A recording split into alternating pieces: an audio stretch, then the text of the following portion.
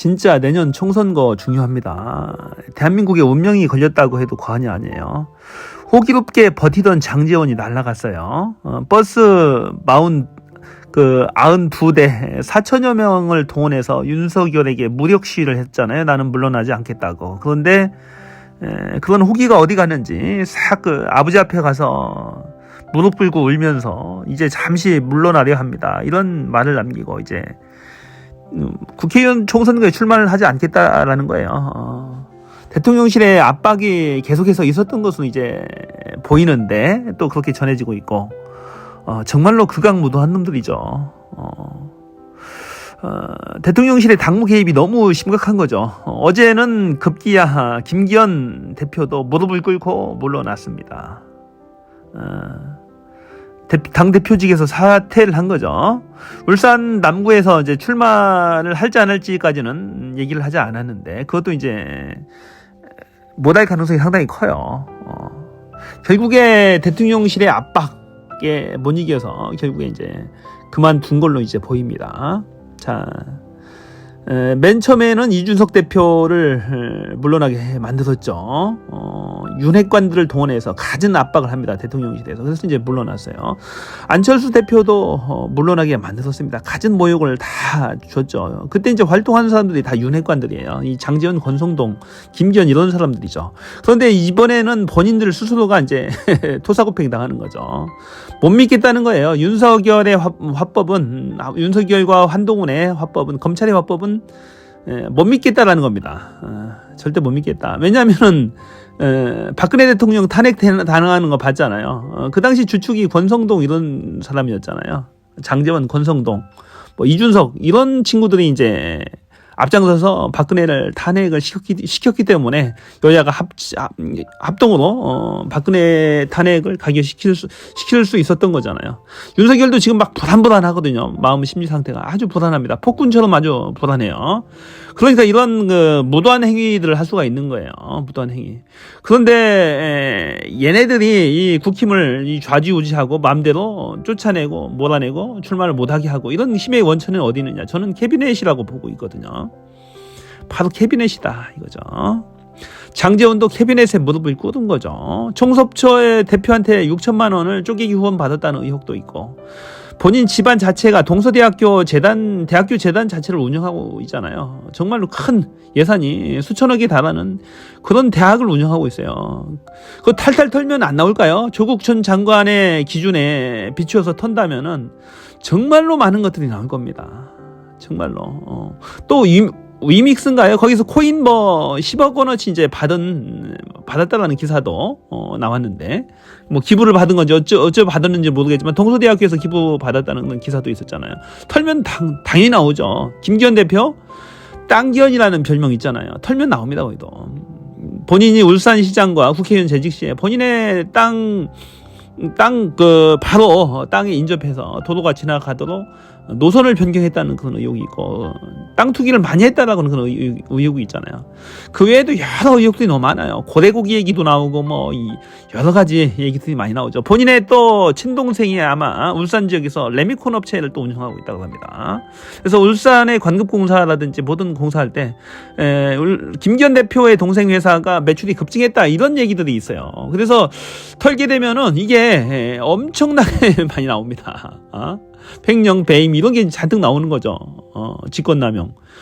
이 걸리면 완전히 풍비박살 나는 거잖아요. 집안이 온통 다. 조국 장관 털리는 거 봤잖아요. 그게 이제 샘플로 모델로 보여준 거죠. 윤석열식, 한동훈식, 검찰식 그런 화법이죠. 그 협박이죠. 일종의 협박을 해서 보여준 거기 때문에 그 기준에 맞춰 본다면은 다 날아가는 거죠. 이준석 대표도 마찬가지예요. 거기도 이제 성매매 의혹이 아직 끝난 게 아니에요. 그것도 검찰과 캐비넷에서 아직도 가지고 만지작거리고 있는 겁니다. 성매매 의혹이 있어요. 거기도 또 부친의 부동산 투기 의혹 이런 게 있습니다. 같이 걸려 있기 때문에 집안을 풍비박살내는 것은 어느 일순간입니다. 그러니까 이 검찰 권력이 이 수사권과 기소권이 한 곳에 집중이 돼 있으면 안 돼요. 견제력 균형이 안 되는 거죠. 자의적인 권력의 횡포잖아요. 수사권의 횡포고 이건 남용이잖아요. 어떻게 보면은. 그래서 정말로 무서운 이 검찰 집단이다. 심지어 지금 송영길 대표 이제 구속영장까지 좀 쳐놨잖아요. 그것도 먹고 사는 문제 연구소 재단법인에 관련된 겁니다. 정상적인 후원을 가지고 정치 자금이다 뒤집어 씌우는 거예요. 6억 받았다 3억 받았다 이런 뒤집어 씌우는 거죠.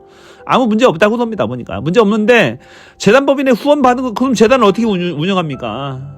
수익 사업을 하는 게 아닌데 어떤 기부를 받아서 어떤 그 증여를 받아서 그걸 재단에 수익금을 해서 그것을 운영하는 거잖아요. 어떤 연구를 하고 어떤 성과를 도출하고 활동하는 건데 이거 자체를 다 정치 자금이다라고 한다면은 안 걸릴 정치인 하나도 없어요. 전직 장관들 뭐 정치인들 국회의원들 다 무슨 연구소 하나씩은 다 갖고 있잖아요. 그 똑같은 기준에 수사를 해야 되는 거죠. 여야 막론에서. 그런데 이제 이 검찰의 잣대라는 것이 한쪽으로 편향돼 있잖아요. 그래서 이 검찰 캐비넷 정치 정말로 징글징글합니다. 안철수도 마찬가지예요. 안철수 안내 회사 큰 회사를 운영하고 있잖아요. 털면 얼마나 나오겠습니까? 나경원도 마찬가지예요. 거기도 이제 사학재단 출신이잖아요. 집안이. 그리고 뭐 한 11가지 정도 이제 캐비넷을 가지고 있다고 합니다. 그러니까 꼼짝 못하는 거야. 한마디 하면 윤석열 한동훈이가 한마디 하면 꼼짝 못하는 거예요. 이게 나라입니까? 어떻게 보면. 이게 나라가 아니죠. 이게 검찰 독재공화국 아닌가요? 검찰의 자의적인 수사권을 발동하고 수사를 할지 말지를 결정하고 기소를 할지 말지를 결정합니다. 더 큰 힘은 범죄 혐의가 있는 사람을 가만히 덮어둘 수 있다는 거예요. 그리고 언제든지 꺼집어내서 3년이 지나든 5년이 지나든 공소시효 10년 뭐 이렇게 지나기 전까지는 언제든지 기소를 할 수 있다는 게 정말로 무서운 거잖아요. 수사를 할 사람을 안 하고 조금 있는 죄를 크게 부풀려서 공격을 할 수가 있고 언론 플레이를 할 수 있고 정말로 무서운 권력 아닌가요? 그러니까 여차에 검찰 권력을 완전히 개혁을 해야 됩니다. 문재인이 이걸 못한 거잖아요. 문재인 정부에 충분히 185석이라고 하는 절대 다수가 있었는데 이 개혁을 안 해놓은 거예요. 언론 개혁과 이 검찰 개혁을 안 해놓고 그냥 지나간 거예요. 본인이 집권해 있을 때는 검찰과 언론을 이용할 필요도 있거든요. 그래서 이제 위야무야 지나갔던 건데 이제 문제가 된 거예요. 윤석열이 대통령이 어부지리도 된 거잖아요. 되니까 다시 지금 문제가 되고 있는 거죠. 자, 그래서 이 검찰 독재 공화국을 반드시 견제를 해야 되는데 이 캐비넷 정치가 정말로 끔찍하다. 국민들은 지금 식상하고 있죠. 지쳐 있죠. 그런데 이제 여기 이런 상황에서 한동훈이 비대위원장 된다는 지금 그런 썰들이 지금 살짝 조선일보, 조선일보 쪽에서 흘러나오고 있어요. 지금 간을 보는 거죠. 걔네들 그냥 쓰는 게 아니에요. 대통령실이든 어떤 권력의 부서에서 권부에서 간을 보기에 살짝 언론사에 흘립니다. 흘려서 분위기 어떤지 어떤 반응이 어떤지 괜찮은지 흘려봅니다. 그리고 나서 괜찮으면 하는 거예요. 그대로. 하기 때문에 언론사의 보도를 무시해서는 안 됩니다. 절대로. 특히 뭐 TV조선이라든지 조선일보, 중앙일보, 뭐 동아일보 이런 쪽에서 나온 기사들은 무시하면 안 돼요.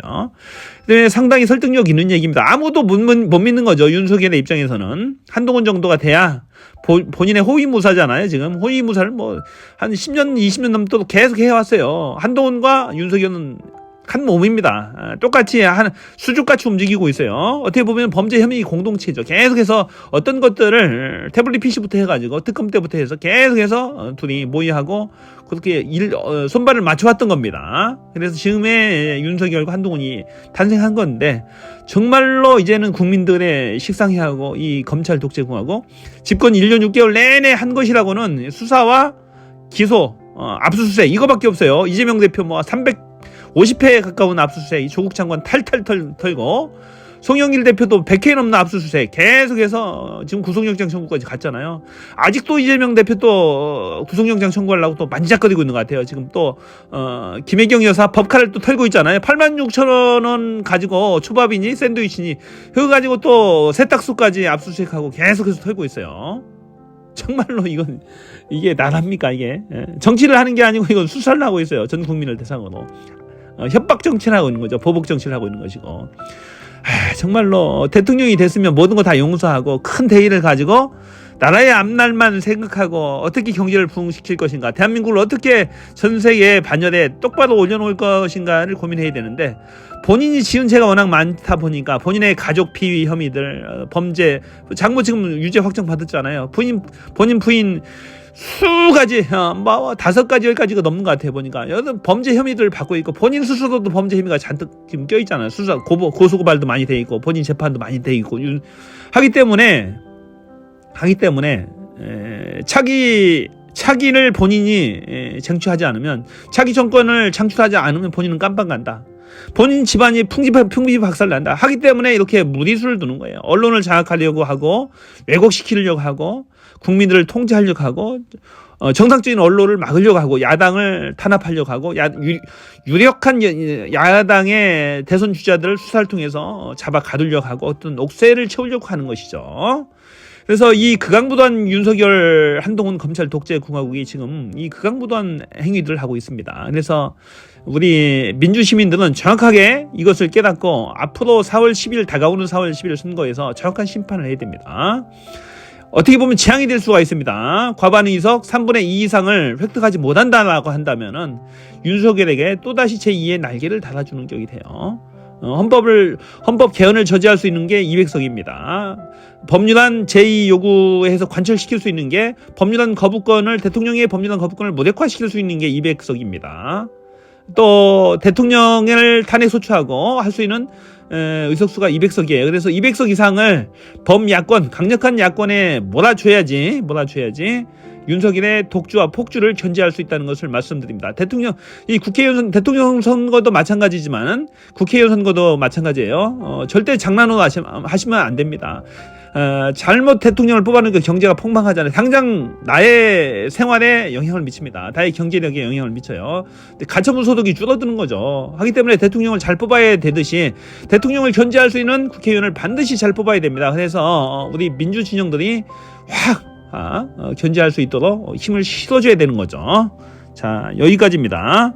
자, 이 동영상을 널리 좀 알려주세요. 널리 알리는 방법은 여러분께서 여러분들의 솔직한 의견을 댓글로 달아주는 거예요. 댓글로 달아주시고 좋아요 버튼 눌러주시고 구독 버튼을 눌러주시고 이 동영상을 많은 분들에게 공유를 해주시면 많은 분들이 이 진실에 접근을 할 수가 있습니다. 그래서 이 윤석열 한동훈 검찰 독재 공화국을 견제할 수가 있는 거예요. 자, 고맙습니다. 여기까지입니다.